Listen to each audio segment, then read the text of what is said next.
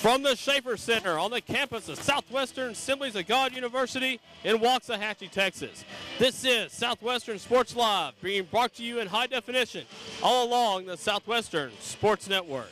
Tonight, history awaits one of these two teams. Will the Southwestern Lions pick up their first ever Red River Conference Tournament Championship? Or will it be the relatively newcomers to the conference, the University of St. Thomas Celts, to win their first basketball title in the Red River Conference? The Red River Conference version of March Madness concludes right now.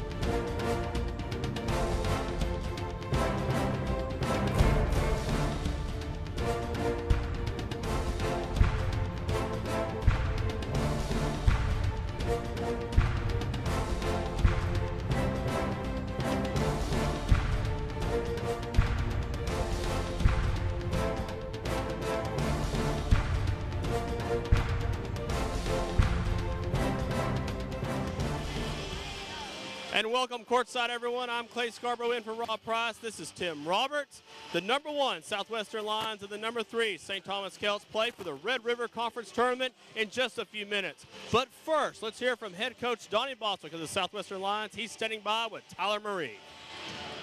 Thanks, guys. Now, Coach, the energy's rising in here as we're expecting a big crowd. How are you as a coach going to approach this championship game with all the intensity involved? You know, it's what you dream for and live for as a coach. You get opportunities to coach young men in this kind of game, and worthy opponent, very great team over there, and just great preparation for the national tournament right now. Both teams are in, so it's just going to be one of those knockdown, drag-out battles and have a little fun out there. Now, the University of St. Thomas is quite a prestigious team, with their defense being as statistically equal to our own. How are we really going to pull out our own strengths on the team and top theirs? You know, playing each other third time, we know each other's little secrets and details, so it's going to boil down to just guys making plays. You know, I expect a great game. I expect a battle, and hopefully, you know, we can come out on top. Our sixth man hopefully will be the difference. Thank you so much, Coach, and good luck in tonight's game. Back to you, Clay and Tim. Thank you, Coach. Thank you, Tyler. As mentioned, both teams are going to the NAIA National Tournament. The last time Southwestern went was 2006 on this court right here when they played in this very game. They were not the number 1 seed at that point. The Celts, on the other hand, this is their first trip to the NAIA tournament, and these two teams have also played twice this year. Tim, let's look at a little bit of that, because it's been defensive struggles that dictated those games. And in the second game that these two teams met, the winner scored 53 points. Now, Southwestern won both games by 5, but when you look at these scores, they look like women's scores, actually. They really did. I mean, they were close all the way through. Both games were tied at halftime. You mentioned, of course, that second game, SAGU winning 53-48 while shooting 25.8% from the floor. You don't usually shoot 25.8% in the game on the road against a conference rival and win. They found a way to. So these are two very defensively minded teams. That's how they got here. You better believe that's how they're going to play it tonight. Absolutely, and I'm going to throw this out now. I have it in the notes for later, but I'm saying 70 points tonight. Your winner, first one to 70, takes home the title. That could very easily be the thing. I mean, these are two teams that excel at defense. St. Thomas is the number 2 team in the nation in defensive shooting percentage. Same thing with the Lions. They're number 4, but St. Thomas is in a 2-way tie, so they go to the 4th spot. SAGU is 0.1% behind them. These are two teams that shut the other opponent down in shooting percentage. St. Thomas did it amazingly against LSU Shreveport, one of the top offenses in the NAIA, shut them down to around 33% shooting just 2 nights ago. This is a great defense. SAGU's got a great defense, and it should be absolutely a defensive struggle to the end. You mentioned 2 nights ago. Let's talk about real quickly how both teams got to where they are tonight for the conference tournament. St. Thomas defeated Jarvis Christian 78-61 the first round of the tournament, and then they turned around and defeated LSU Shreveport, your defending champion, 69-63 in the finals. Looking back over St. Thomas's history, they have allowed 70 points only twice in their last 11 games and have only allowed a high of 63 points to their opponents in the tournament. Obviously, we said their defense is good. Southwestern on the other side defeated Langston 87-79 in the first round of the playoffs. Then they defeated Texas Wesleyan 98-83 in the semifinals. In both games, SAGU led by 20 points at some point. Tim, I believe you have the stats to compare these two teams. Yeah, these two teams very evenly matched. One thing I want to note about that with SAGU, their overall scoring average has jumped to 82 points a game, over 82 points a game. That was not the case. They were around 79. They've done such a good job recently offensively. They are moving very well offensively. One of the big things I see, the differences between these two teams, is offensive rebounds. SAGU pulls down 15.4 average a game. That's given number 4 in the entire nation. Meanwhile, St. Thomas just pulls down 8.1. SAGU has a huge advantage there, and it showed in both games this year. St. Thomas is a very careful team. They're not a sloppy team. They only average 11.2 turnovers a game. That is 3rd in the nation. SAGU, meanwhile, forces 11.2 steals a game. I thought that's going to be a huge determining factor in who can win this game, is which way that number goes. Can St. Thomas keep it low on 11.2, or can SAGU force it up more on the 16-17 area? And if St. Thomas can't get SAGU's rebounds down, as in these first two games against these two teams, SAGU out-rebounded St. Thomas 13-4 in the first game and 16-8 on the offensive boards. That's just pure domination. St. Thomas has got to get that number down if they want to be able to hang in against the Lions tonight. So you say let's watch the turnover numbers, let's watch the offensive rebound numbers. That determines extra possessions. And in a game where the two teams excel at making their opponent shoot around 38% from the floor, extra possessions are going to mean a lot in this one. Let's talk about key players real quickly for the Lions. You've heard them the past 3 of the last 4 days. Dominique Rambo scores 43 points in the semifinals. He averages about 20 points a game right now. SAGU's also relied heavily on Jonathan Walter and Mike Nawalaway. Each have double-doubles in the first 2 games of the tournament. So who on St. Thomas are the keys? St. Thomas, Travis Lampley. He's number 1 in the NAIA in assists per game with 9.7. He's number 16 in steals with 2.3, so right behind Dominique Rambo. He averages 12.6 points a game. Caleb Williams leads the team with 15.3 points per game.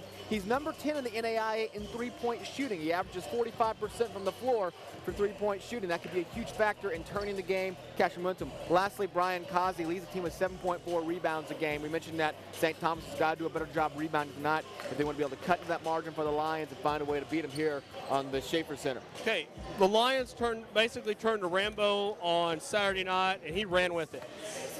Let's say he gets shut down tonight or is kind of equalized. What Lion do you turn to tonight to win? If you're really looking for a prestigious scorer besides Rambo, you're going to have to look probably second line, somebody like Guidry or Ford stepping up big to get a lot of points. If you're looking for a big motivator, obviously, you can get Noellaway or Deuce Ward in there. That's who I see stepping up. At one point during the game, we noticed that Rambo was nearing 40 points, but there were 3 other Lions on the floor already scoring in double digits, so he's got a lot of help on the floor. He may need it tonight. St. Thomas is going to do everything they can to shut him down. They're not going to, they know what he did 2 nights ago. They're not just going to let him walk in here and try to do that again. An interesting note from the previous 2 meetings of these 2 teams. The game was tied at halftime in each. In the first game in February in Houston, it was tied 23-23 at half. Excuse me, that was the second game. In the first game in January, it was 43-43 at half. SAGU's outscoring St. Thomas in the second half of both games to get the win. Stand by right now. Here comes the starting lineup, national anthem, and then the tip-off for your Red River Conference Tournament Championship. Gentlemen, we ask that you please rise and remove your hats as we honor God in prayer. Then remain standing and face the flag as we honor our nation with the singing of the national anthem by Assistant Security Director and Worship Leader at Foundation of Life Church, our own Brent Jones. Almighty God, we thank you for another day that you have made, Lord. We will rejoice and be glad in it. God, I thank you for protecting all the teams that came here for this tournament. And, Lord, that as the championship night comes, I pray after it, Lord, that they continue to grow in you. I pray you protect them from injury and the officials as well, Lord. May everybody be healthy tonight. Pray, Lord, that we can just follow you and that you lead the way. It's in your name I pray. Amen.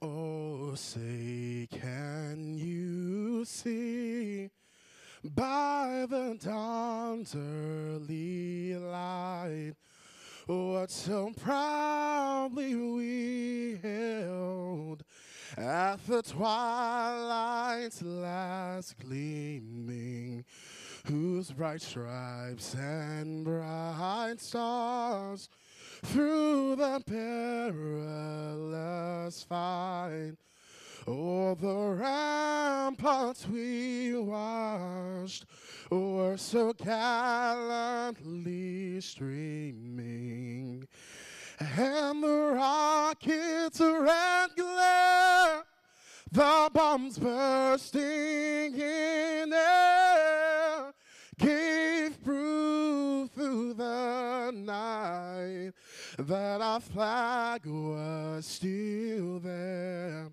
Oh, say does that star-spangled banner yet wave o'er the land of the free and the home of the brave?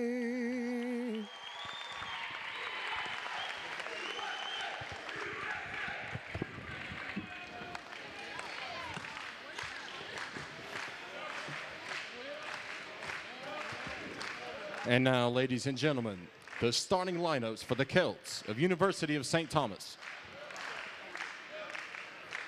At guard, standing at 5'11", senior from Houston, Texas, number 5, Travis Lampley.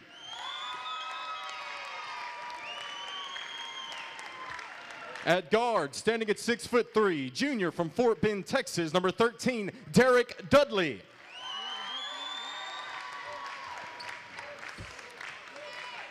At forward, standing at 6'4", senior from Spring, Texas, number 22, Brian Kazi.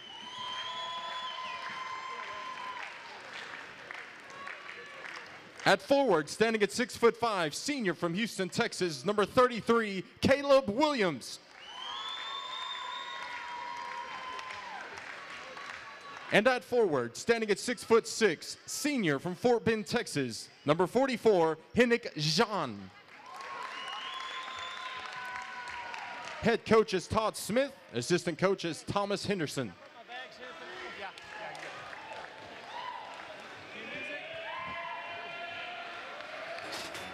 And now, for the 2013 Red River Athletic Conference regular season champions, your SAGU Lions.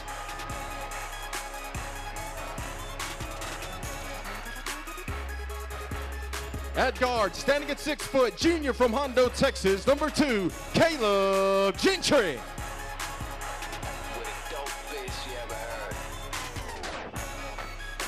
At forward, standing at 6'5", sophomore from Louisville, Texas, number 15, Maidu Elway.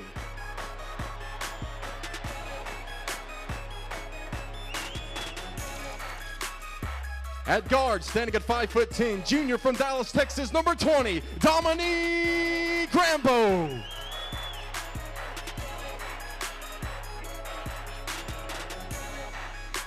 At guard, standing at 6'4", sophomore from Garland, Texas, number 21, Jonathan Walter.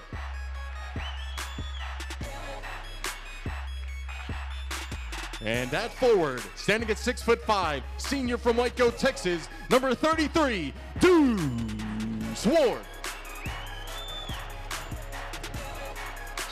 Head coach is Donnie Boswick. Assistant coaches are Garrett Jones and Kyle Tucker.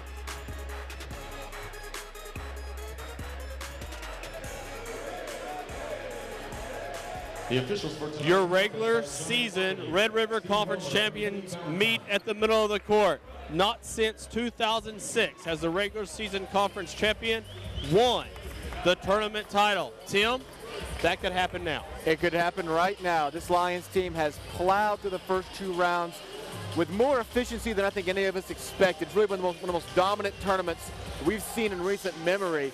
In games that we thought, we were saying on Saturday, this could go down to the wire. It was never close in the second half. And that follows all three opponents, including the Kelts tonight, Langston on Friday, and Wesleyan on Saturday. They were games that were decided by 5, 6, 2 points, and they were up by 20. Yeah, they did. The games that were close in the regular season. Once this tournament got started, this team has been playing on another level since it's begun. They've got one more step right now to capture the uncontested conference champion title.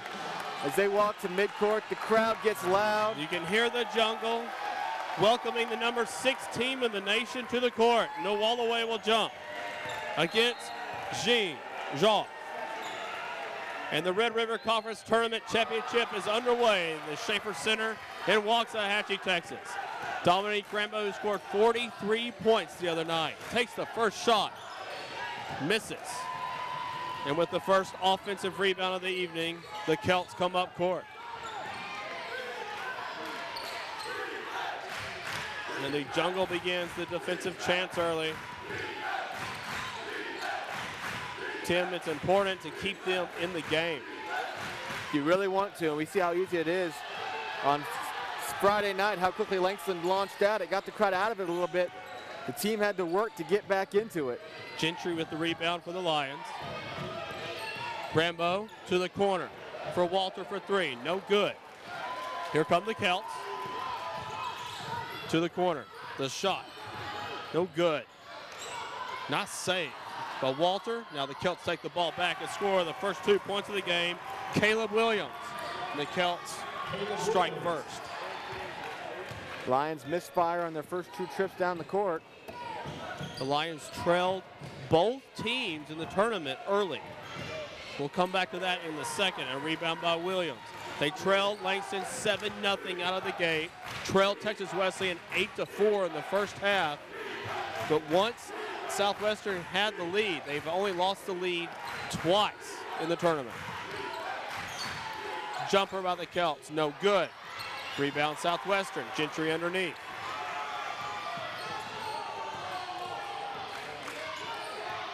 Rainbow can't get inside. Deuce Ward for 3, no good. Southwestern still no points. Yeah, and you see right now how St. Thomas can hurt your shooting average in a hurry. Lampley sinks 2, 4-0 Kelts. SAGU with 4 quick misses, unable to pull down an offensive board on any of them. Not really the most reliable of shots either. They're taking off balance shots, trusting Deuce Ward for a 3-pointer. Not what you want to count on going down the floor. Jumper by New Wallaway, it's good. Southwestern is on the board, trail by 2.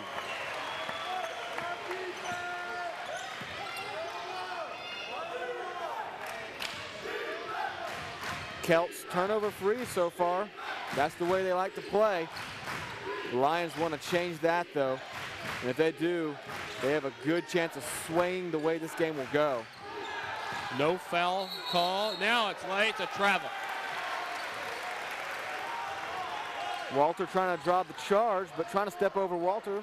1 too many steps. And there we see the first Kelts turnover. In the game against Texas Wesleyan, at this point, there were already 16 points on the board. We would expect a totally different game tonight with these 2 defensive juggernauts. Rambo for 3, makes it. Southwestern has their first lead of the night, 5-4. Rambo just squares up and knocks it down. He's been so good from that range in the tournament. During the tournament, Rambo is averaging 30 points a game. He's knocked down 10 of 21 3-pointers. Amazing average. 3-point shot for the Kelts, no good. Rebound Dominique Rambo, up court, passes the jungle on his left. Stotts, Ward, Walter, inside to Wallaway. The highlighter, Sharpie shoes from Gentry, drains the 3-pointer, and Southwestern goes up 8-4. After opening up the game over 4 from the floor, SAGU's knocked down their last 3 jumpers and are on an 8-0 run.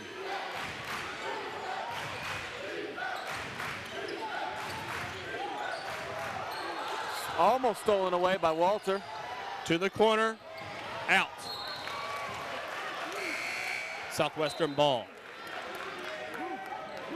Trying to collect the fans that collided, and Adoy enters the game. Ward will take a breather. Almost 4 minutes into this game. These defensive matches tend to go a little faster. these two teams met in last year's conference tournament with the Lions pulling off the 6-point win in the first round. Rambo again. Misses this shot. The Celts with another rebound. Celts have yet to allow an offensive board, and that's good. That's what they want to aim to do. Emmanuel Adoy now in the game for the Lions for Deuce Ward. 20 seconds on the shot clock. Celts from the corner. 15 seconds. Travel. Little assistance from the jungle on what call was made. And credit Caleb Gentry with that. Great job reaching in, trying to draw the turnover. Instead, forced the player to tuck the ball too quickly. One too many steps.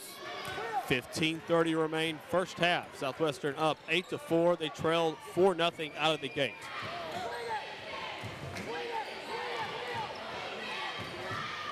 In a defensive match like this, Tim, the runs that teams will go on will be huge. Adoy, Nwalaway for two, no good. Celts with another rebound. Looked like Nwalaway wasn't quite sure where he was on the floor trying to spin around in there, but you're right with the runs. That's a huge advantage Lions have right now. They can do that. But a three-point shot is good. Adrian Morales off the bench. It's 8-7. That will be huge if you can sustain any sort of run going against a difficult Right, I mean, any team that can minimize a run or go on an extended run will have a huge advantage. Rambo throws it away, trying to hit Gentry. Into the game will come Tyler Guidry and James Ford. Gentry and Walter will take a seat.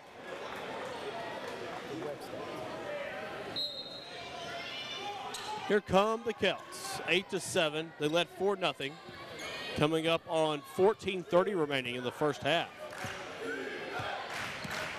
That's Lampley inside for two, and that's 9-8. Celts back in front. Great drive by Travis Lampley. Just threads his way through, gets the open layup. Rambo to the top of the key, comes inside, finds Ford in the corner. Ford. Adoy for two, misses. Southwestern has not hit the offensive rhythm they hit against Wesleyan the other night. Block! Nwalaway rejects the shot. And the crowd eats that one up. Just trying to elevate a layup. Nwalaway crushes that one. Into the game comes Ryan Alford for Mike Nwalaway.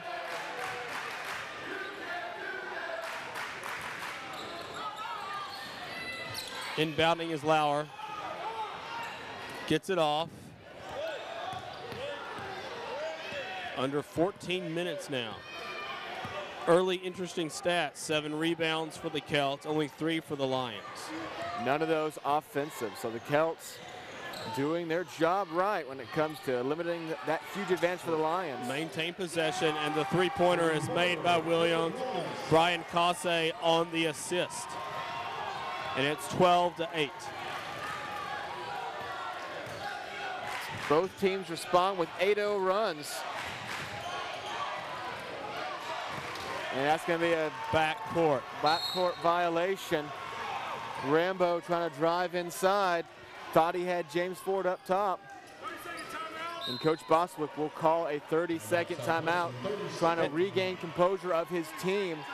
Look at the field goal percentage here early, Tim. 50% so far for St. Thomas, and the 8 rebounds now. Southwestern shooting 30%, not seeing the offensive rhythm that we saw on Saturday night here early. Yeah, it's really been an issue for the Lions. They had a brief run there. They got the 8 points right in a row, but they've bookended that with a long stretches of misses. And we mentioned that's such a huge stat, how much they dominate statistically on the offensive boards. They have not shown it yet through the first nearly 7 minutes now, and they find themselves down by 4 yet again. In a game where you have two extremely strong defensive units, whoever can get the lead and sustain it first will have a huge advantage.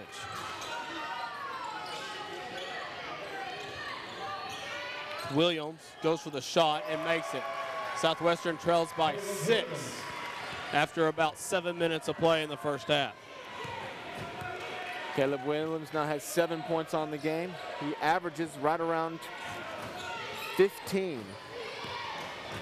Adoy finds James Ford, takes a 3-point shot, misses the entire rim, and the Celts will have the ball up 6. Back into the game will come the starting, well, the original 4, and Rambo will stay on the court, so Bostwick quickly getting his starting 5 back out there as his team now trails by 6.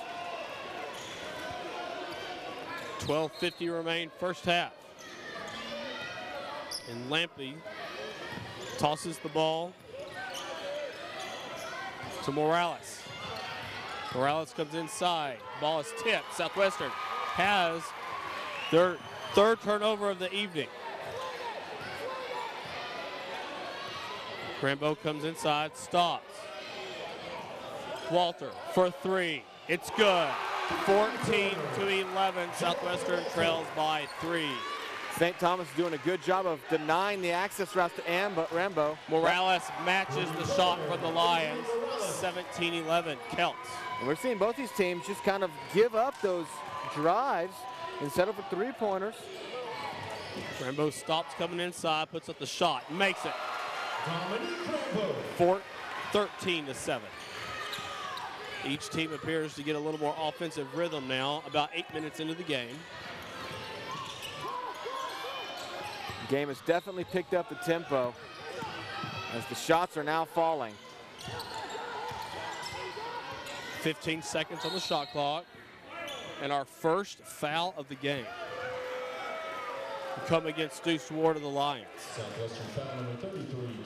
8:20 into the game before our first foul, and if you watch a lot of Red River Athletic Conference basketball, it could be a record. That's a drought, the likes of which we don't usually see. Morales from the top of the key, misses a 3-point shot. Southwestern has the ball. Rambo with the defensive board. Walter for 3, misses. Craig Gentry's there, Caleb Gentry, excuse me. Turns the ball over to the Celts, and the Celts will take a timeout. 30-second timeout, 11:23 remain first half. Southwestern trails by 4, 17-13. Tim, early impressions. The Celts are coming out shooting very well. They are going against this Lions defense, and they are hitting well from 3-point range. They're 3 for 4 already. This is the team that shoots on average for the year 48%, so they're a little above their average. Southwestern is trailing their average. They're shooting 38% now and about a 41% on the season. The Lions definitely have to make up for in quantity, but they don't necessarily get percentage-wise. Southwestern still trailing drastically in rebounds, 8-3. Definitely a swing, at least in the first nearly 9 minutes from what we've seen the first 2 times, where the Lions dominated the boards in both games by significant margins. And that's one of the things we said the Celts had to do, is eliminate that possibility. 3-point shot, no good. Gentry rebound. Gentry stops. Inside, Ward. Gentry to the top, takes the 3-point shot, misses. Deuce Ward tries to save it, says he stepped out of bounds. And the Lions just not finding a way to get inside offensively so far, having to settle from the 3-point shot. And when it goes in, it's great, but the Lions have now missed 6 3-point attempts in the game already. It would be important for either of these two teams, if you're down, just to not let the game get out of hand and stay in striking distance. In a low-scoring game like this, a 10-point lead definitely means a lot more than it means in your average game. Rambo takes the ball away. 2-on-1. Will hit, miss the layup. Deuce Ward had it. It was taken away by his number counterpart, Williams. And nothing's going right for the Lions right now. Get the beautiful steal by Rambo, and just the layup can't fall. Celts will reset their offense. Dudley with the ball. 20 seconds on the shot clock.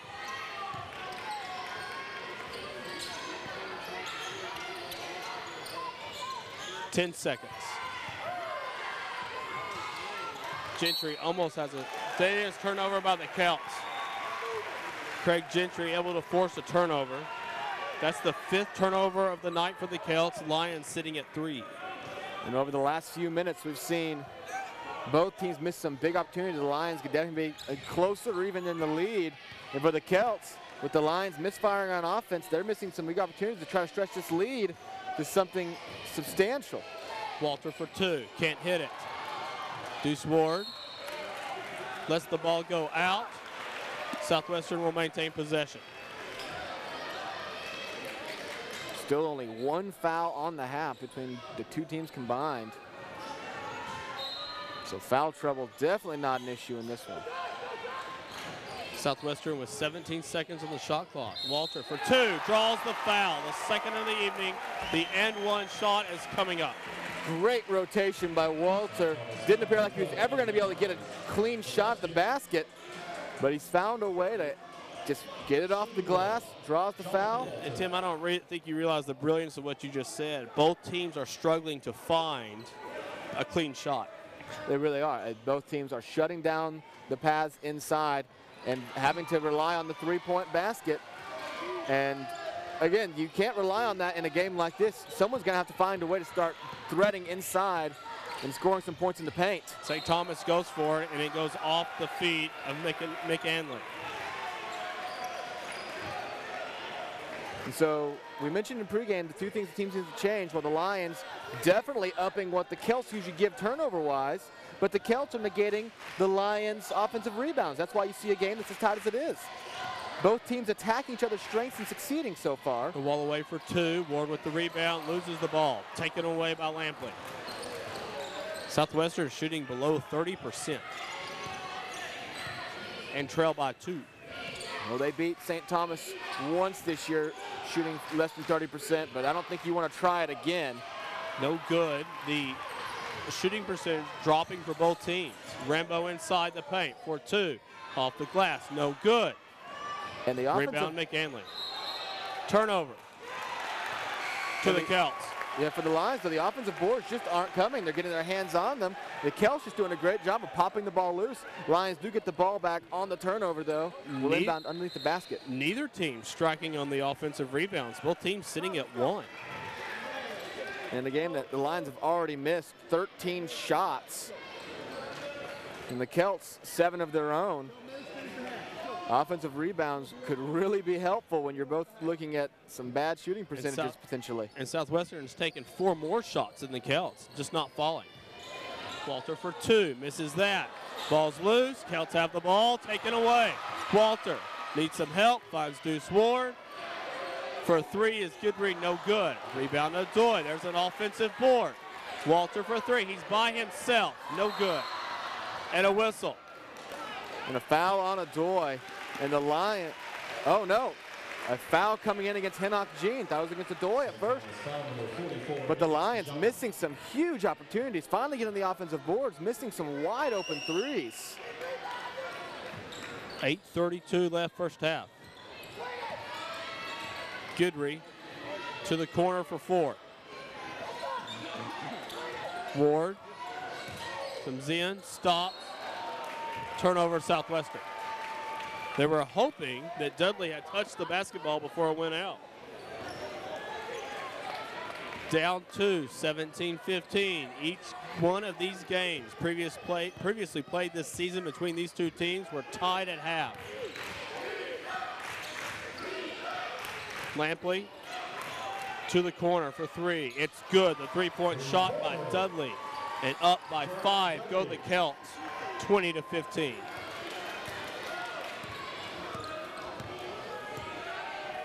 Lions needing to just find a way to make their shots fall consistently, shooting 26% right now.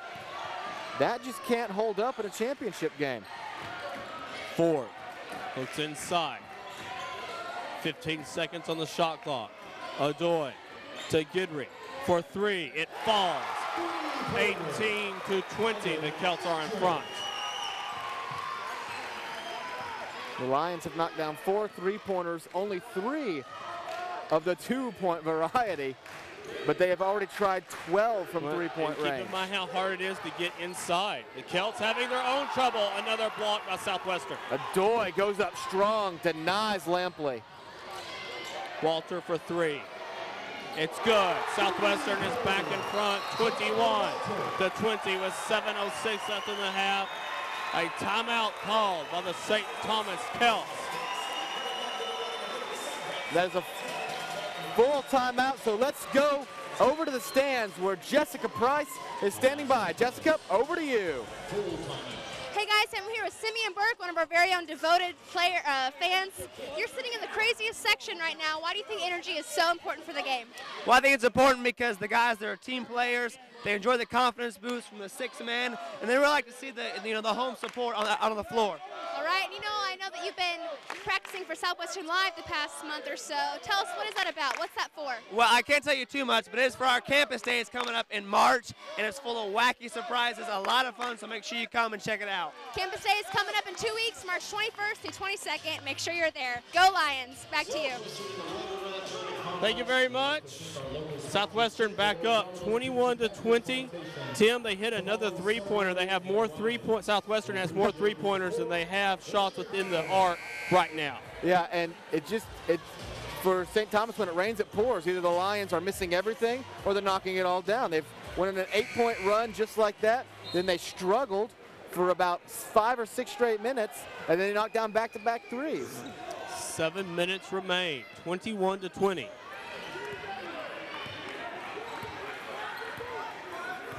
Lampley easing it down. The inside shot, it's good. Williams with the 2 points, 22-21. One of the first good drives we've seen all game, just getting inside and forcing a shot. Adoy, Gidry for three. Gidry hits his second three-pointer of the evening. Why do you need to go inside, Tim, when you're doing that? Well, the Lions are finding their stroke again from 3-point range. They had it on Saturday night. They were cold earlier, but 3 in a row now. Had the team back up by 2. And the crowd back in it. Working inside. Turns around, jumper, no good. Adoy with the rebound. Adoy keeps the ball and calls timeout. Great presence of mind by Adoy. Yeah, you don't want the jump ball to get forced. You don't want to end up turning it over on the travel, so great job just covering it. However, the jump ball would have been Southwestern's. Well, it never hurts to keep the arrow pointed your way. You never know when it's going to come up big, so good presence of mind by Adoy. Lions now up by 2. Looks like Tim will be somewhere in between the halftime scores of the previous 2 matches. In the game in January, the halftime score was 43-43. In the February game, it was 23-23. And we have that average right now with about 6 minutes left. I don't think we'll see 43. We could see 33-33, which would be nice and symmetrical. So these two teams, like Coach Boswick said in pregame, they've seen each other a lot. They've seen each other in tournament play before. They've seen each other twice this year. They know all the secrets. They know all the stops. So it's really going to be a gritty fight to the end. And these teams are clones of each other. They play the same style of ball. They have similar players in Lampley and Rambo going against each other. So these are two teams that are built to play each other in a championship. Ford gets blocked. Okay, with that being said, Tim, where do you get separation? Well, you got to get separation in your strengths. And at the moment, both teams are letting themselves down on their strengths. St. Thomas turning it over too much. The Lions not getting the offensive board. Southwestern closing the rebound gap, now 13-10 in favor of the Celts. One of these teams needs to reinstate their strengths. Walter misses a 3. Ward had the ball, loses it, taken away by Dudley. Caleb Williams popped it out of Ward's hands. The Lions, like I said, just not holding on to those rebounds. 3-point by St. Thomas, no good. Here comes Ford. 5:10 left. Jumper, 3-point. It's good. Gidry has his 3rd 3-pointer of the evening. And Southwestern has its biggest lead of the night at 5. The Lions, with 5 minutes to go. The Lions now have 10 field goals on the game. 7 of them are three-pointers. That's one way to turn the tide. Shot is good by Kasse. Yeah, strong move by Kazi inside, contested by Ford and Adoy. And that might be, yes, that is our first point in the paint tonight. It took over 15 minutes, but the Celts record the first point in the paint. 4:30, ball goes out, still Southwestern ball. Southwestern brings in 3 more, Rambo, Gentry, and Nowalloway. In for the Celts comes Barrett Lauer. 4:27, Southwestern took their biggest lead of the night at 5 with a 27-22 score. And now the Celts cut that down to 3. Southwestern looking to expand that lead back out. Nowalloway with 10 seconds on the shot clock. To Rambo, 5 seconds. Works for a shot. Can't get rid of the jumper. The Celts take the ball anyway. Looked like a block. Yeah, Rambo never had a good handle on it. Open 3 here, that's Williams no good. misses it. Nowalloway with the rebound. Here comes Rambo. Gidry looks at his 4th, pulls it down. Gentry inside, Nowalloway. Boswick tells him to go to work, tosses to Adoy, no good. Rebound, Kasse. 3:44. 3-point Southwestern lead. Gentry, there's the spark plug. Almost comes in and takes the ball out of Caleb Williams' hand. Goes out of bounds. Celts will retain possession. 25 on the shot clock. Just 3:38 remaining in the first half. It's been a lightning first half. 3 combined fouls between the 2 teams. Only 1 free throw total on the night. SAGU missed it. Inbound goes to Dudley. 20 seconds on the Celt shot clock. That's Lampley. 10 seconds. Lampley stops, needs help, goes inside, loses the ball. Foul, Southwestern. Just 5 left on the shot clock when the foul was called. And it's going to be called in the act of shooting. To the line goes Williams. Shooting 70% from the line this year. And 81% in the tournament, so he's very clutch from the line. You can hear the jungle. No question that the 6th man is in effect tonight. And he misses the first. Just his 4th miss of the tournament. He's 13 for 17 overall. Second shot is good, and the Celts trail by 2 with 3:15 left in your half. Gidry gives the Nowalloway. Rambo works inside, stopped. Gidry. Rambo looking for a shot, can't find it. 15 seconds on the shot clock. Derek Dudley just swarming Rambo. Gidry misses again. And Kazi deflects the ball away from the Nowalloway. Lions can't get the board again. Now the 3-point from Kasse. No good. Rambo with the ball. Hangs on. 2:35 left. Lions up by 2 as we near the half. Nowalloway inside, stops, almost loses the ball, hangs on. Gidry, 15 seconds for Gentry. 10 seconds for Rambo. Dudley's just not giving Rambo an inch to work with. 3 seconds, need help, ball's out, Celts have it. Lions never even had an opportunity. No good. You know, I'm beginning to wonder, Tim, if these guys are beginning to feel the defensive ghost, if you will. Hang on, Rambo for 3, it's off. Celts with the rebound. But there's so much pressure on each shot, it must feel weird to have an open shot. That's what that looked like on that layup. Way too strong off the glass. Rambo, after dropping 43 on Texas Wesleyan Saturday night, is at 5 with 1.5 minutes left in the first half. Jungle in full effect. The 2 points is good. We're tied. 27-27 with under 1:30 remaining in the first half. See some frustration on Rambo's face. He brings it down. He cannot get past Derek Dudley.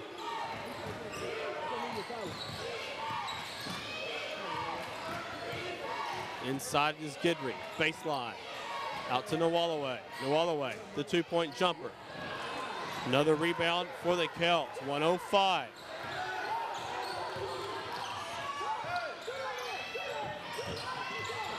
Inside shot, it's good, 29-27.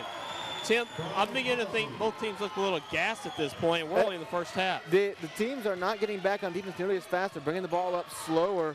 That's what happens when you have a defensive struggle like this. It's just, you start losing some of your edge. You're not nearly as excited. Gidry for three, misses. Rebound to Nwalaway, goes up, draws the foul. Will go to the line down by 2.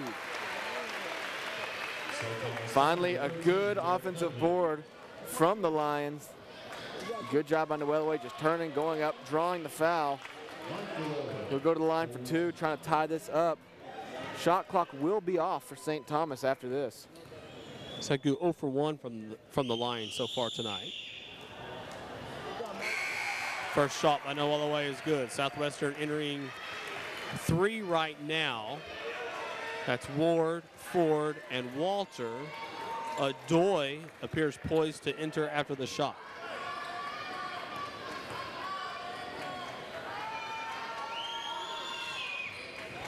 Nwalaway misses his second. And the ball is out on the Celts. So the Lions with an extra possession before half.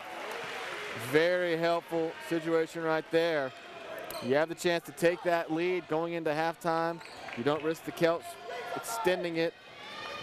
Shot clock will be off for the Lions now if they just want to hold for last shot. Nwalaway will take the jumper. No good. Ball's out. Celts have it. Well, that didn't work out at all like the Lions planned.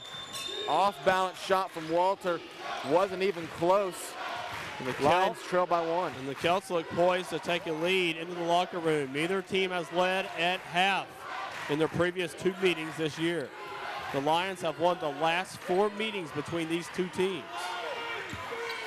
Lampley comes inside, 5 seconds. 2 seconds, shots up, and good, a three-pointer at the buzzer for the Celts to put the Celts up by 4 at the half, 32-28. And for the Lions, that last 30 seconds couldn't have come any worse for you. You miss another shot, off balance, not looking good. You let them right down the court and let another 3 fly. Just a 4-point deficit, but the Lions have a mountain full of work at the half. Well, both teams have a lot of work to do in the locker room because every shot is contested. It is not easy to find a way to get that shot. So you really got to, I would say free throws will be an issue, but we're not having many fouls even. And thank goodness the Lions are hitting 3-pointers. That's all they've done so far. They have found no way to get inside the paint, no way to utilize Rambo's speed or Gentry's elusiveness. They're just being forced to chunk up off-balance threes and twisting jump shots. Credit St. Thomas, they are playing defense like they want to play it right now. They are determining the pace of this game. They are dictating to the Lions what they are allowed to do on offense.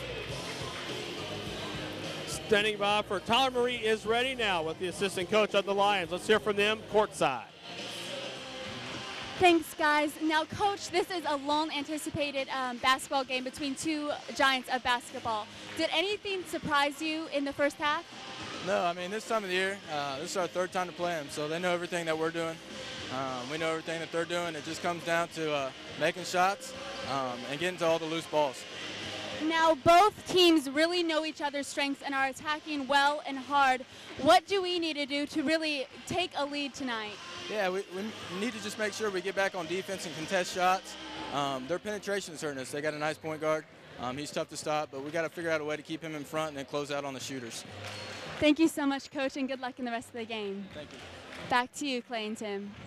Thank you, Tyler. Thank you, Coach. Okay, looking at a couple of the halftime stats. Right now, University of St. Thomas is dominating Southwestern in the shooting percentage at 46%. Southwestern shooting only 28%. So, Tim, I look at that, and it looks like the Southwestern defense is winning this game. The St. Thomas defense. St. Thomas defense is definitely winning this game right now. Watching Derek Dudley go up against Rambo, we haven't seen Rambo that stumped by a defensive player this season so far. Derek Dudley is absolutely doing his job, working Rambo over. A guy who dropped 43 on Texas Wesleyan 2 nights ago has 5 at the half. Averaging 30 points a game in the tournament right now. Rambo is 5. That would be one of my keys to Southwestern in the second half. Get Rambo going. He needs to find a way to get going because they need an offensive spark going in the second half. Your turnovers are about even. 9 for University of St. Thomas, 6 for the Lions, 20 rebounds for University of St. Thomas, and 16 for Southwestern. We're going to take a break on the Southwestern Sports Network. Halftime continues next. Welcome back courtside. I'm Clay Scarborough in for Rob Price, Tim Roberts. The not so happy halftime stats right now. Southwestern trailing by 3, 38-28 in the Red River Conference Tournament Championship. Both teams going to the NIA tournament regardless of the outcome tonight. But one team has a chance to do something that has not been done since 2006. That'd be the Lions to win the regular season title and win the national tournament. But to do that, Tim, they're going to have to come back. Yeah, they're going to have to come back, and they're going to have to come back when it's not easy. St. Thomas right now shutting them down. That offensive explosion that we saw over the weekend against Langston, Texas Wesleyan, well, it has officially drifted away from the Lions. They shot 28% in the first half, grabbed only 3 offensive rebounds. When you miss 25 shots and only get 3 of your own rebounds, well, that's the story. That stat sheet right there could indicate a much bigger deficit than 4. Tim, look at that. Take away the 7 of 19 three-pointers for the Lions, and you are down by 10. Yeah, if you did not have, we talked about what happens if Rambo goes cold. If you didn't have Tyler Guidry hitting 3 out of 6 in the first half, you'd be in a lot of trouble right now. As it is, you're still very much in this thing.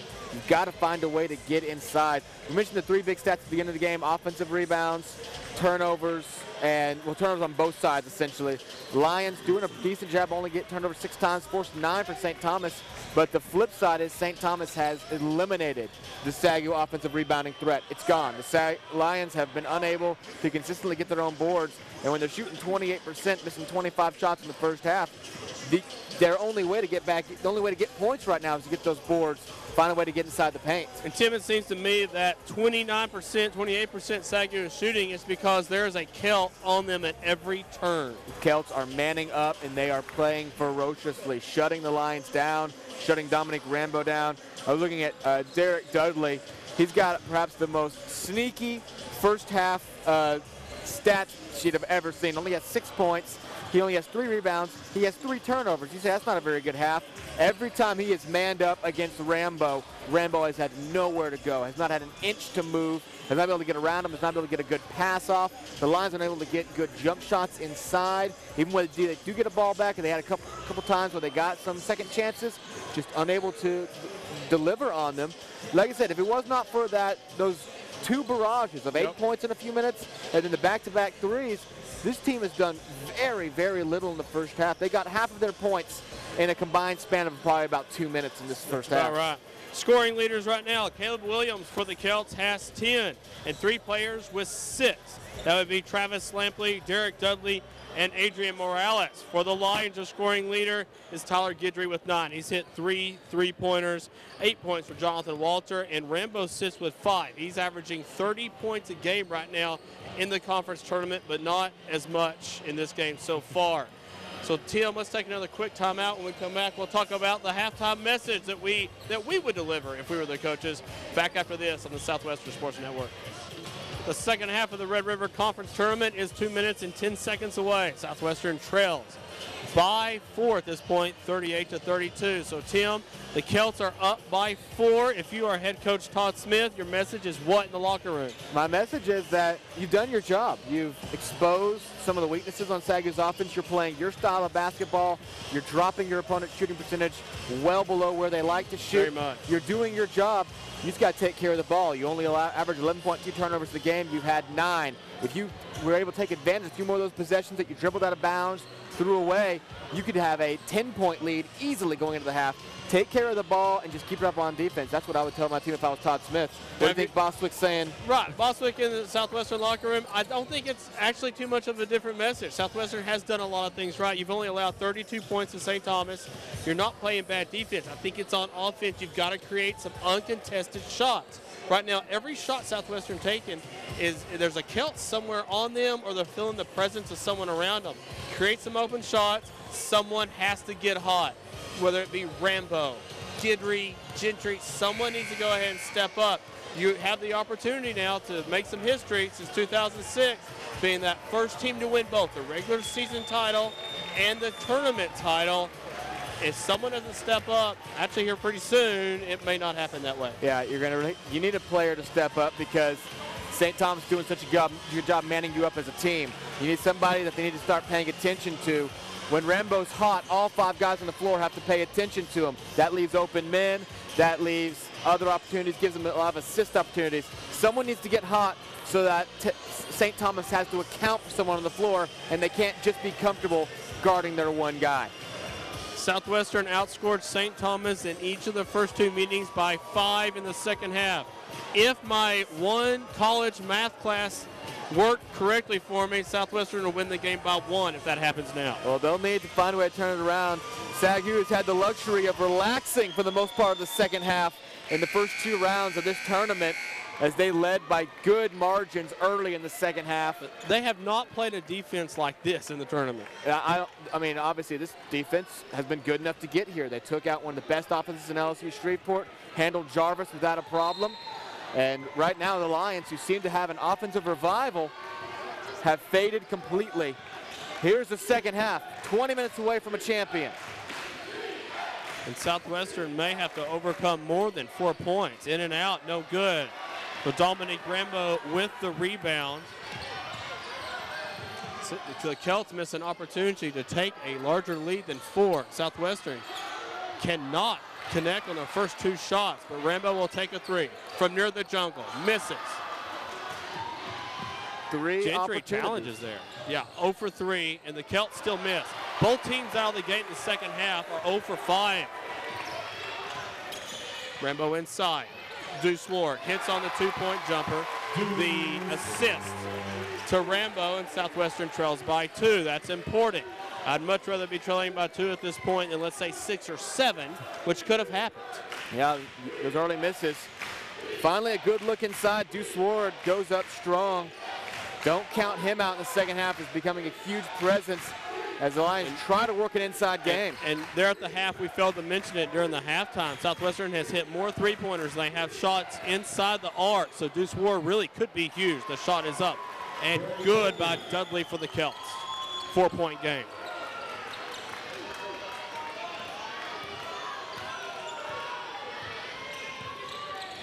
Rambo to Nwalaway. To Gentry for 3. Off the front of the rim. Rebound Celts. If you're the Lions, you just can't have those possessions where you come down, try a long-distance shot, and walk away. You need to start really contesting the Celts, make them battle you, make them continue to play you on defense. Don't just concede and take what they're giving you in the long threes. Jumper for the Celts. No good. Celts with the offensive rebound. Up by 4. 18 minutes left. Taken away by the Lions. Walter, 3-on-1. Will make the 2 points. And Southwestern trails by 2. Great awareness by Walter, surrounded by Celts. Looks like he might want to pass it up, but that would have been a high risk of a turnover. Does a great job of just getting to the basket, laying in. The Celts will try to do the same, and they go back up by 4. Teams trading licks here early, no one gaining a large advantage. Celts finally get to the back door there. Kazi just sprints across the back, gets a good pass, lays it in. Both teams have had trouble doing that tonight. Nwalaway with the jumper. It's up, no good, short. Rambo, Gentry, discuss who gets the rebound. Gentry now for 3, misses, off over the back. And the Celts will have the ball with a 4-point lead. About 17 minutes left in the game. And the Lions, unfortunately, have opened just as cold as they were for most of the first half. They're getting offensive boards now, but they're not converting. Still shooting below 30%. Wide open shot is good. Celts up by 6. The Lions with just 1 second chance point on the night. That came off of the rebound and the foul. They sent Noel to the line where he went 1 for 2 from the free throw line. Rambo comes inside. The dump to Walter. Turnover Lions. Celts looking to add to a 6-point lead. 16:30 left. Clock is running fast. I do believe it runs faster when you're trailing. 18 seconds on the shot clock. And a Celt turnover. And it's those little miscues every few trips down the court that at the moment have the Lions still within striking distance of this game. They have to start taking advantage pretty soon, though. You just can't allow the Celts to keep you where you are right now. Down 6.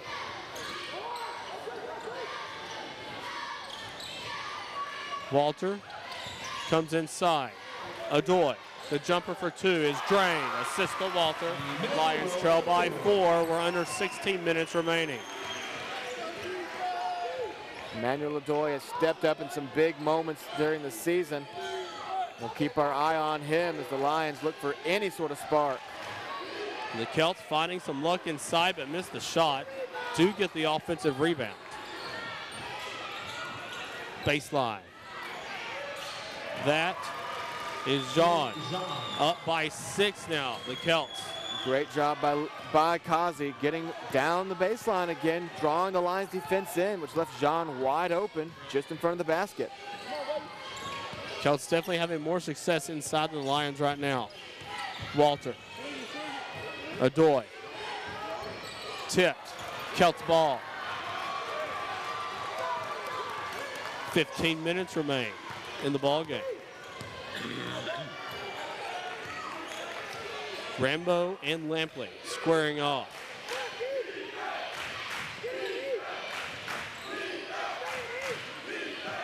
"15 seconds. Again inside go the Celts. Rambo tries to take the ball away. No good. 10-second shot clock. Inside. Jumper. Celts get 2 more points and go up by 8. 42-34. Timeout full by head coach Donnie Boswick of the Lions. The Celts establishing the momentum in the second half in the Red River Conference Tournament. Southwestern basketball will continue in a moment. There you see the University of St. Thomas Celts as they discuss how to maintain their 8-point lead over the Southwestern Lions with 14 and a half minutes left to go in the game. The Celts have found a way to score inside. That's where the last 6 points have come from, and it has made some separation in this game. The Celts with 10 points in the second half, the Lions with 6, and the Lions trailed by 4 at half. Yeah, this is not the development the Lions wanted to face to begin this half, as the Celts have found a way to get inside. Kazi running the baseline, getting some layups, finding some open players. And for the Lions, it has remained just as cold as it was in the first half. They've hit a couple of shots here and there, but consistently unable to convert.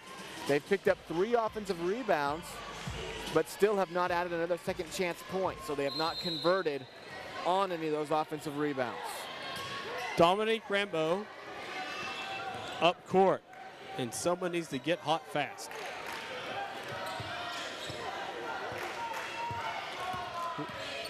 Gidry to Ford. Right there was Morales. Ward comes inside, gets stopped, back out. 10-second shot clock for 2, no good. Ford had it, he's the last one to touch it, and the Celts have the ball again. And yet again, the Celts just have the Lions scrambling all over the court, just desperately trying to find an open shot, to where when they finally get an inch, they're forced to just take an off-balance jumper that has a low percentage chance of falling. Morales, back to Lampley. Lampley comes inside, looks for 2, and he gets it. The biggest lead of the night for any team is 10, and the Celts have it over the Lions with 13:40 remaining. The Lions need to find a gear right now. Obviously, plenty of time to erase that lead, but not when you've only scored this many points this long into the game. Good read of Ford for 3 from the corner, no good. Another rebound for the Celts. Celts winning that battle, not by as much as it seems, 25-21.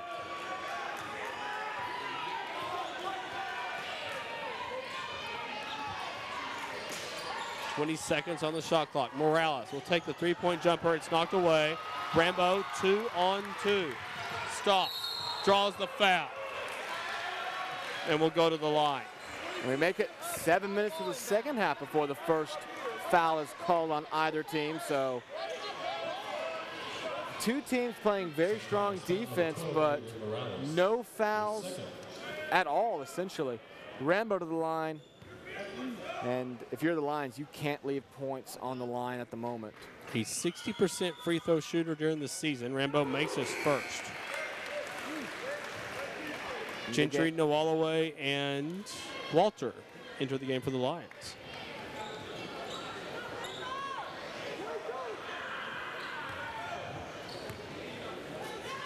Down 9, Rambo back to the line. Makes the second shot. Lions trail by 8 as we come up on 13 minutes left in the game. In a game like this, the Lions now pressing. 8's a big lead. Walter forces the ball out of bounds. We haven't seen a press yet. The Lions need to start forcing some more turnovers. Find their way back into this one. Celts inside. Jumper's up. It's good. Back down by 10 go the Lions. The Celts have, for the moment, solved the stingy Lions defense. They're getting some clean shots, getting inside the lane. Rambo for 2. That falls. Southwestern is down by 8. 12:30 remaining.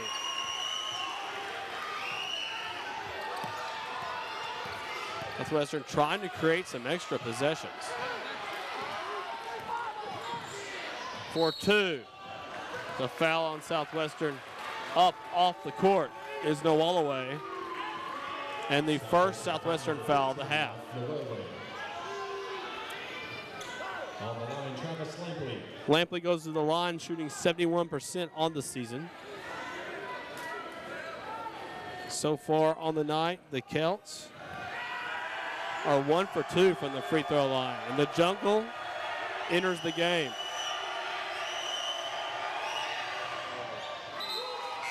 Lampley's good on his first.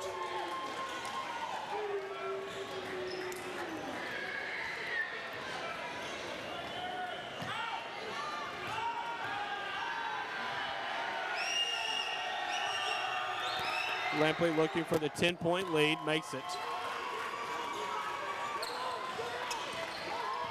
12 remaining. Rambo stops coming inside, takes the jumper, and that's the kind of shot the Lions have been having to make all night long.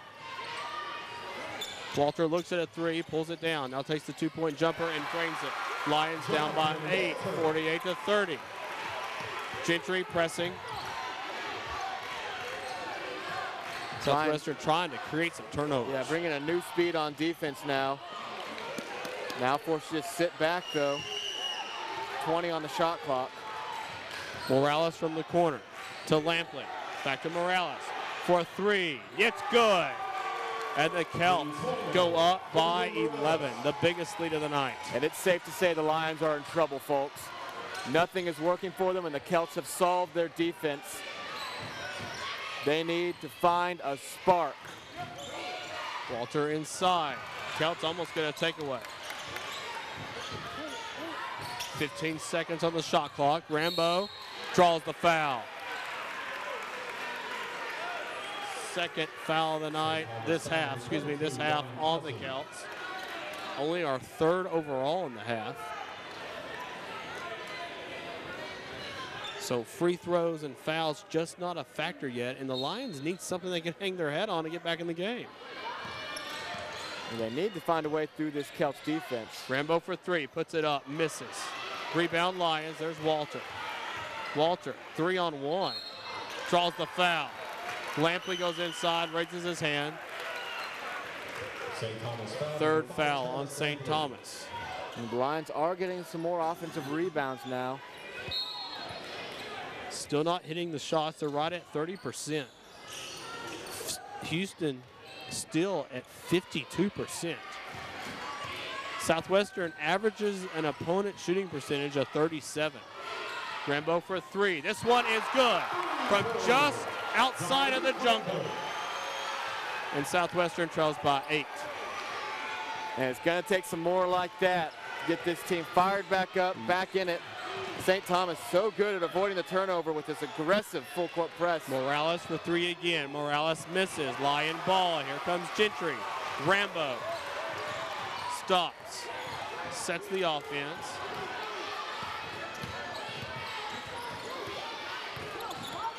.23 seconds. Takes the ball. Puts it up. No good. Morales gets the rebound for the Celts. You can't push too much at this point, but you got to make something happen. Timeout called by St. Thomas. But yeah, if you're the Lions, you've got a little brief surge of momentum here. You need to sustain it. You need to find a way. And that's the great thing about defense. Defense has a way to stop momentum. And that's, I mean, obviously St. Thomas has not allowed any momentum for SAGU to develop. We saw the brief 8-0 run to start the game off. SAGU dropped down 4-0. They ran on another brief run. And both times, again, what killed Texas Wesleyan and Langston was the Lions launched on similar runs midway through the first half. They couldn't recover. They couldn't stop them. St. Thomas was able to recover and stop them, and that's why they are holding this 8-point advantage as we hit the halfway point of the second half. Still plenty of time for the Lions, but it's going to take some work, and St. Thomas is going to make them work for it. Southwestern has taken 12 more three-point shots, but has only made one more than the Celts. And they've missed every three-point shot they've attempted in the half. After knocking down 7 in the first half, they're 0 in the second. Morales looks at the shot, comes outside, and the Celts save it. Lampley is there. We are under 10 minutes left in the tournament championship. Lampley to Morales, whistles. And a foul. Offensive foul on St. Thomas. Foul is on John. The 4th foul of the night on St. Thomas. Okay, Southwestern 2 away from the bonus. And that can be any sort of silver lining they can find right now. They've regained some momentum. They need to start putting some points on the board. Rambo goes inside. Offensive foul on the Lions. And the jungle disagrees with the call. Second foul on the Lions at the half. Still down by 8 with 9:35 remaining. And that sort of sums up the way things have been going. You get a little bit of a run. You get a chance to break back in and a quick turn of events. And when you play good, consistent defense, you get those calls. Oh, yeah, no, the referee is going to respect the strong defense you're playing and rewards you charges when you take them. Lampley to Morales. Inside, back to Lampley. Pulls down the three-point shot. Gidry got there in his face. Off the glass is Lampley. And it's a 10-point game again with 9:10 remaining.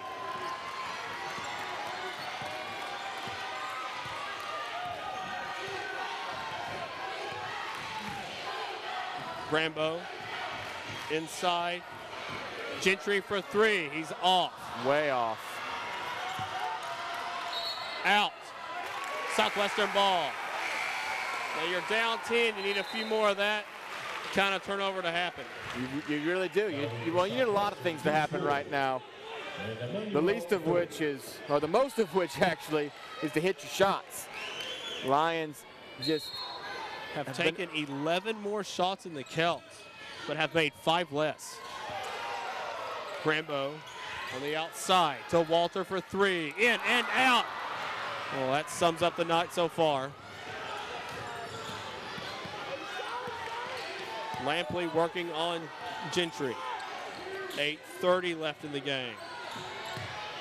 John Lampley, 20 seconds on the shot clock.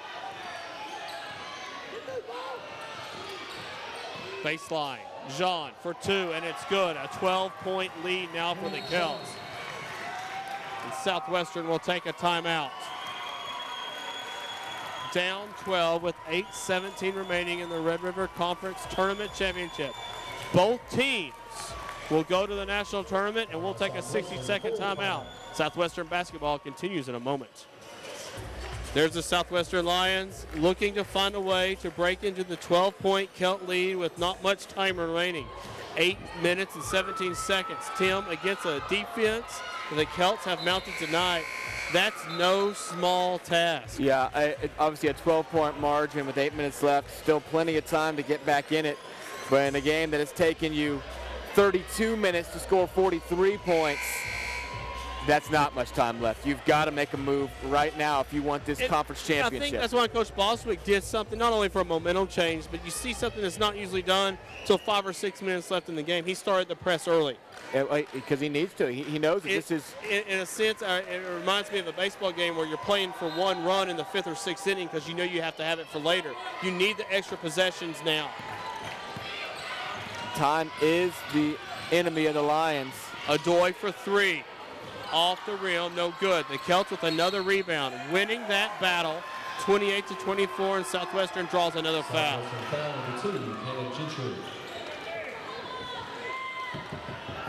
8 minutes, 7 seconds left, 12-point game.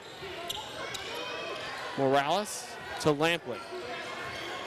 The Lions have now attempted and missed 10 three-pointers in the second half. St. Thomas smartly running some clock here. The Celts no good. Rebound Walter. Tim, don't forget about the three-pointer that Rambo hit from near the jungle. A takeaway for the Celts. Lampley one-on-one, dishes the ball off, no good. Another offensive rebound for the Celts. That shot is no good. Adoy finally gets the defensive board, and the Celts knock it out. 7:32 left. You're down 12. And the Lions in a fight every second, whether it's just to try to pull down their own defensive rebound and walk down the court. It's a struggle the whole way. Rambo pulls up and shoots the 3, misses it. Morales on the rebound. Lampley will slowly bring the Celts up. And if something's going to happen for the Lions, it needs to happen now. Lampley inside of the paint for 2. No good. That's a gift. Need to get the rebound. And apparently a foul coming. It appears to be on Southwestern. That is on Deuce Ward. Exactly 7 minutes left in this game, and Southwestern is down 12. Not impossible by any stretch of the imagination, but it's going to take some amazing work against a St. Thomas defense. Pretty much a wide open two-pointer is good by Williams, and up 14 go the Celts. Rambo, Adoy, back to the top of the key, 23 seconds on the shot clock. Rambo inside, draws the foul. Jump ball is called. Southwestern will maintain possession. The Celts, extremely athletic. They do not have a height advantage on the court, but they are everywhere. Nwalaway with 17 seconds on the shot clock. Gives to Walter. 10 seconds. Walter with the jumper. It's good and in. Southwestern down 12. Tim, we're coming up on that 5-minute mark. You really don't want to be down 10. We've talked about this before, especially when you're playing a team with as good of a defense as the Celts. Oh, yeah, no, you've got to trim this lead and trim it fast.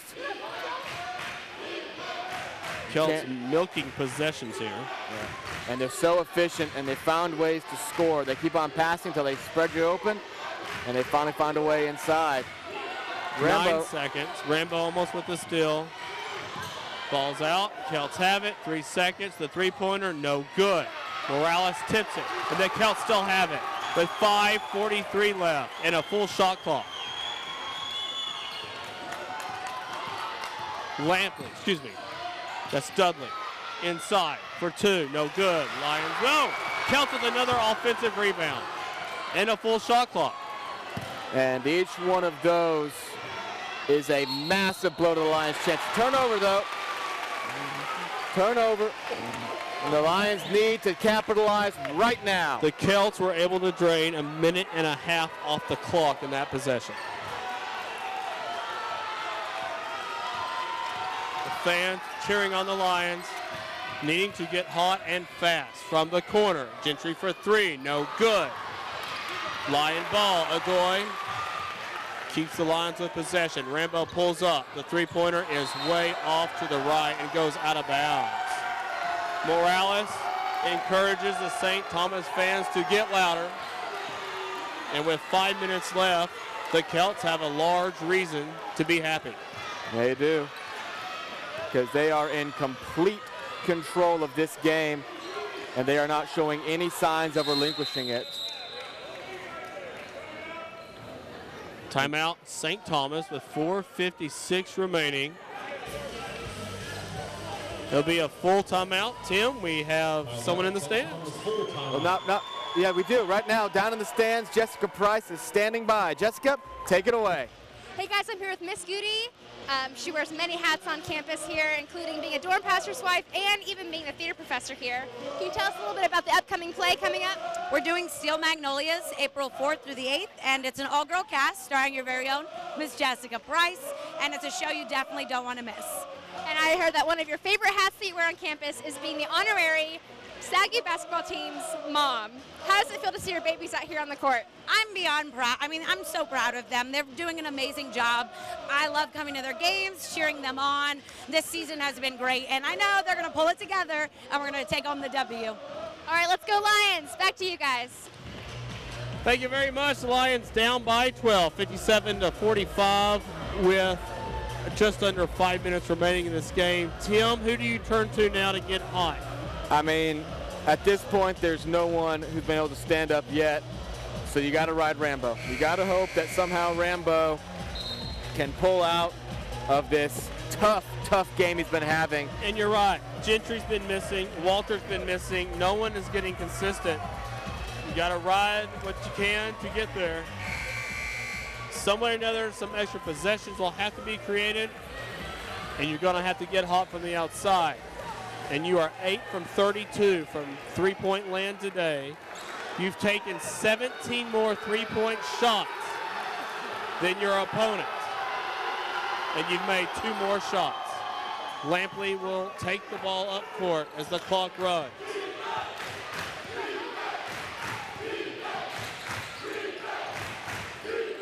.15 seconds on the shot clock. Ball's out. Morales is there to keep the ball in the Celts' possession. With 7 seconds on the shot clock, the Celts will have to hurry. Inside for 2. No good. Adoy with the rebound. 4:30 left. Down 12. And every one of these possessions is the game right now. You can't walk away empty-handed. Gentry. Lions are looking for a shot.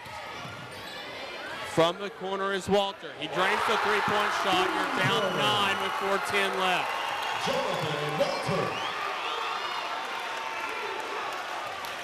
Time for a stop. The jungle is in it. Lampley and Rambo.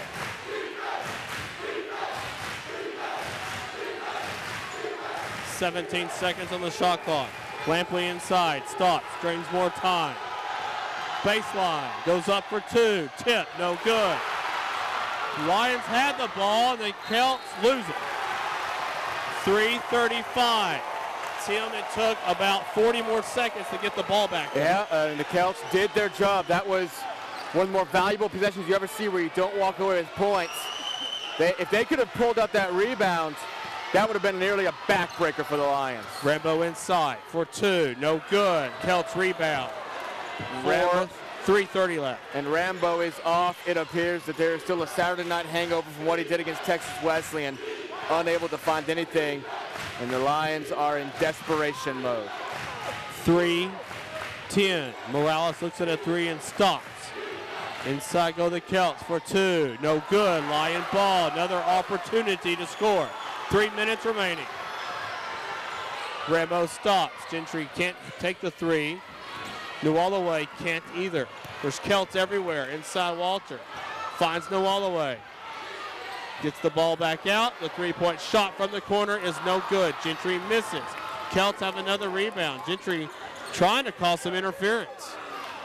2:40 left. And that couldn't have been a better drawn-up possession. Rambo almost had the steal and now gets caught with the foul. Getting Gentry that wide open is exactly what you needed to do. And the miss still came for the Lions. It's looking less and less likely by the moment as St. Thomas continues to pull down rebounds, continues to run the clock. Deuce Ward will step in for Mike Nualaway. 2:35 remaining. Inbounding is Dudley. Dudley and the ref discuss foot position.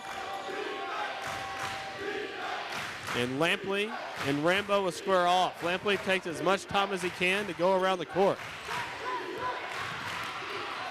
Inside, 2 more for the Celts. You're down 11. 59-48. 2:20 remaining. Rambo, Ward, Walter. Walter comes inside, stops. Ward back inside the paint for 2, draws offensive foul against Southwestern. And that might be it. With 2:07 left, the Celts will have the ball. They have an 11-point lead. Expect a quick foul from the Lions here. Not since 2006 has the regular season conference champion won the conference tournament. It is hard to do. There's definitely too many good teams to beat them all the first time around and to find a way to beat them again. That's what it appears the Lions have discovered here tonight. And when you play teams 3 times, the Lions beat the Langston Lions 3 times, they beat the Rams 3 times, it's hard to beat another team 3 consecutive times. The shot is good by Brian Cossé, and it is a 13-point lead with 1:34 remaining. Rambo up court. He'll take the 3-point jumper. He makes that shot. It's a 10-point game with 1:25 remaining.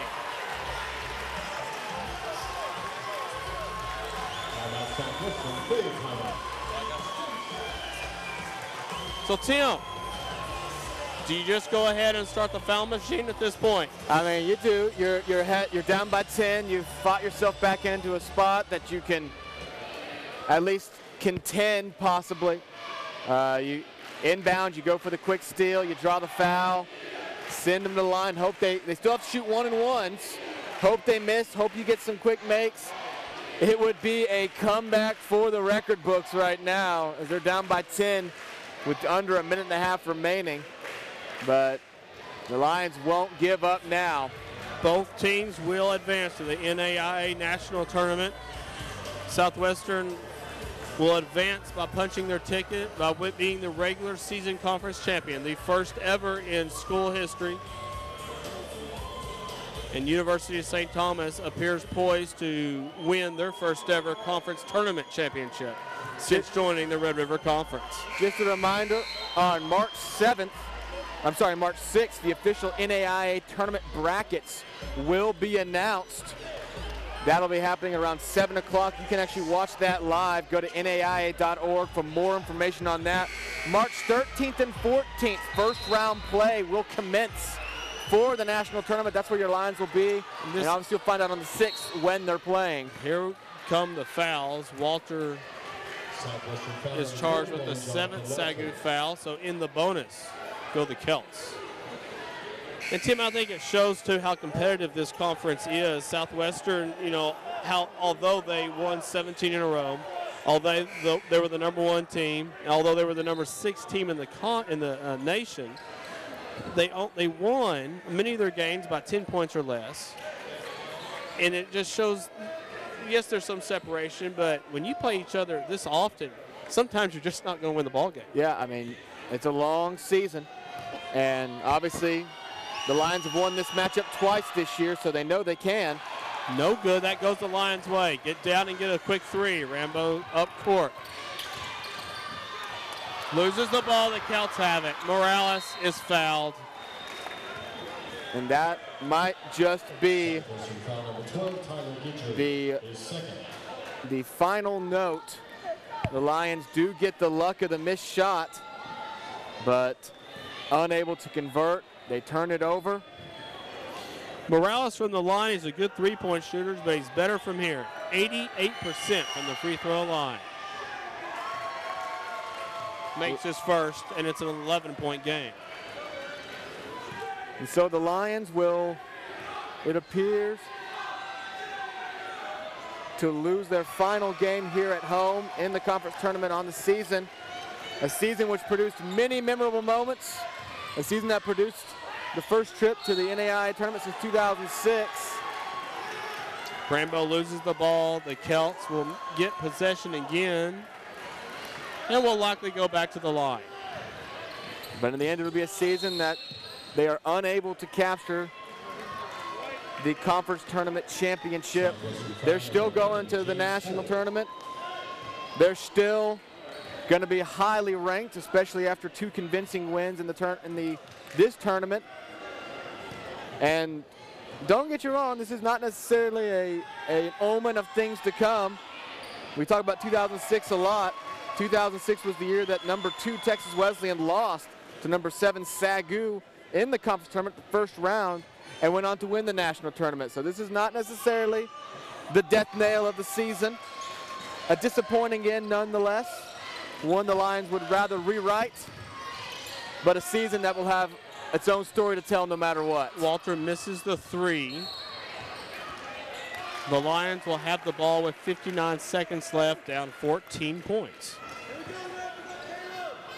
So just 5 threes. That's right. That's all it takes. Rambo misses the first of those 5. Adoy with the rebound. Back to Ford. Ford comes out, stops. The three-point shot by Guidry. No good. Celts rebound. Morales in the corner.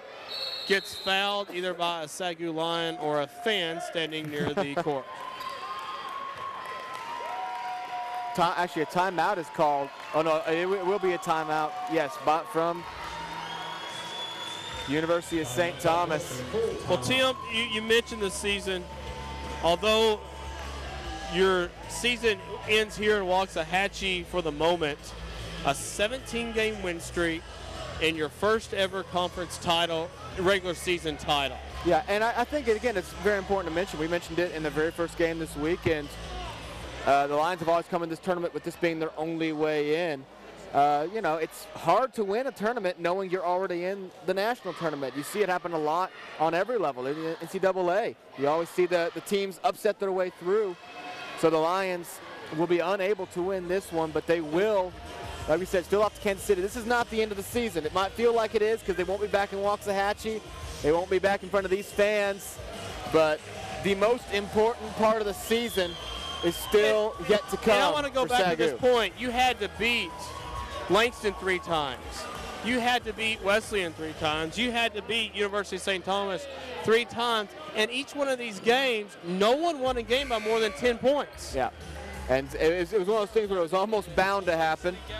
St. Thomas definitely came in with the game plan, with the ability to just shut the Lions down, keep them from playing their way. The Celts will inbound and get the immediate foul. 43 seconds remaining.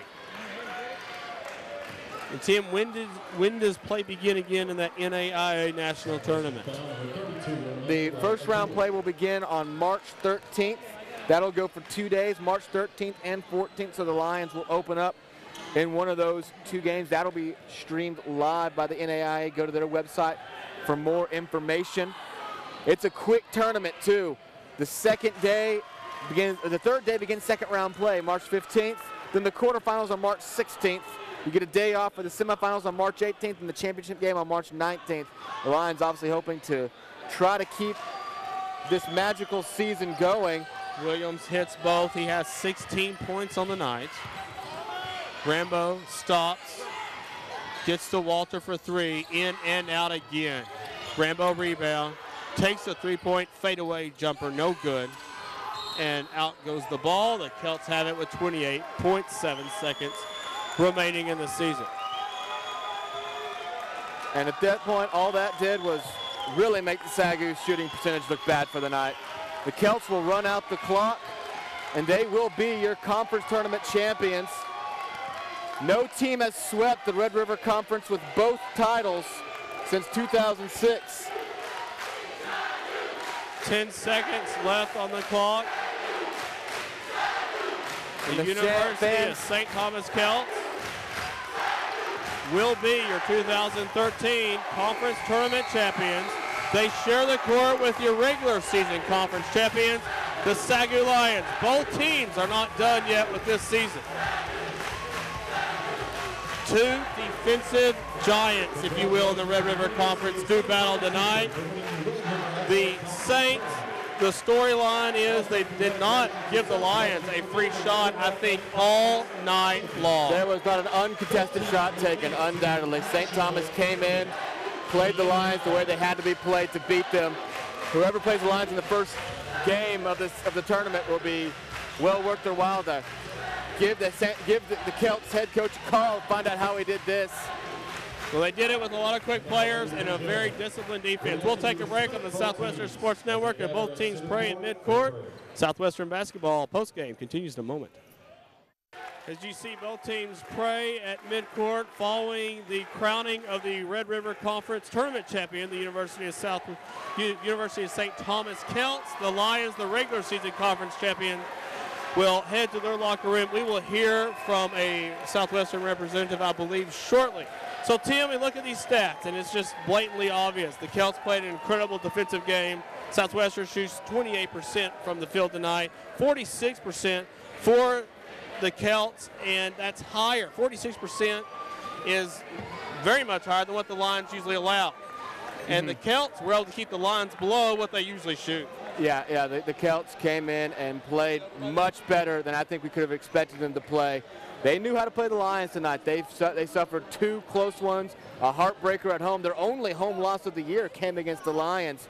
And so they came in knowing how to play the Lions and how to beat them. And they did it, honestly, in rather convincing fashion, holding the Lions except a 28% shooting.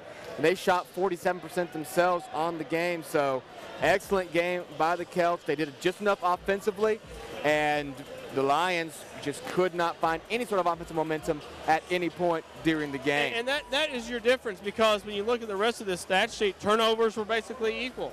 15 for the Celts, 14 for the Lions. Two very good teams that really not turning the ball over. 36 rebounds for the Celts, 33 for the Lions, so that wasn't your difference. The Lions didn't make shots, the Celts did. Yeah, that was all the Celts did. They knocked down shot after shot, shot very well in the evening. Found a way to get through that pesky SAGU defense, found a way to start getting inside, start getting some easier layups. And once that started, and once the Lions couldn't find a way to counter in that fashion, that was it. That was it.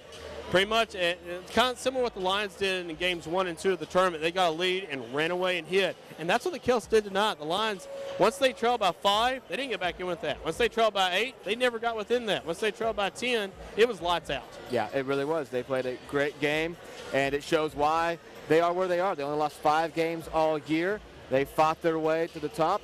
They've beaten, obviously, the two teams that would be considered the odds-on favorites going into the conference tournament with LSU Shreveport and SAGU. So they've done a great job to get where they are right now, and they're going to be a formidable threat. You got that puncher's chance, like we always say. When you got a defense this good, you got a puncher's chance. The Lions obviously have it, and so do the Celts. And we spoke about how defense is a neutralizer, because it makes every game you have a chance to win if your defense plays well.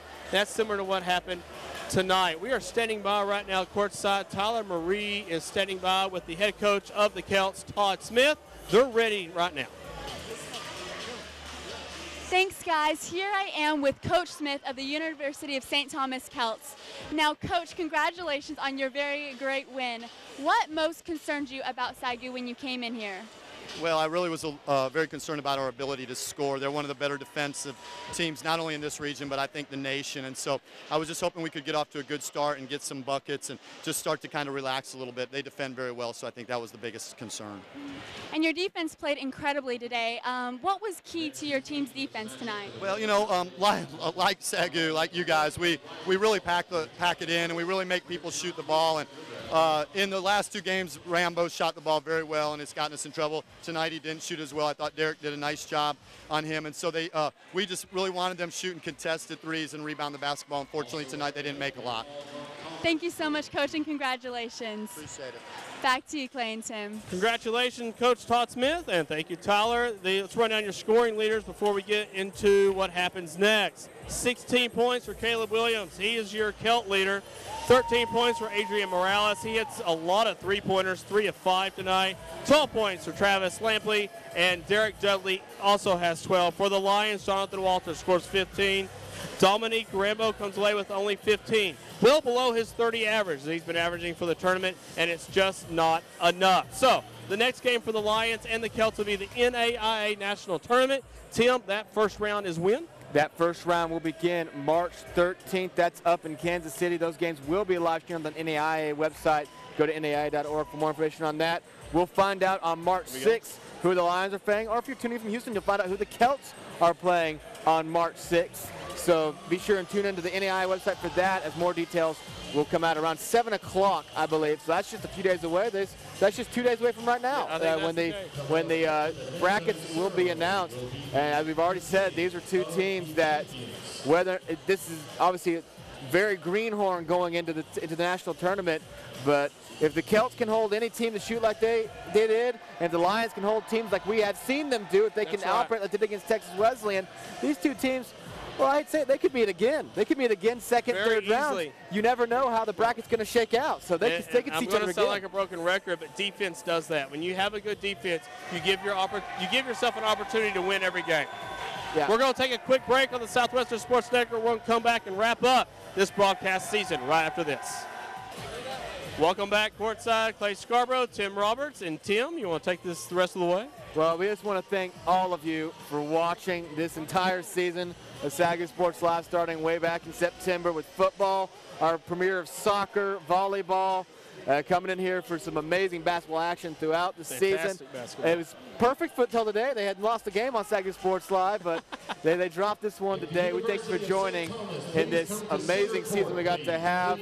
We're not going to go off entirely. Be sure and like us on Facebook, facebook.com/SAGU Sports Live.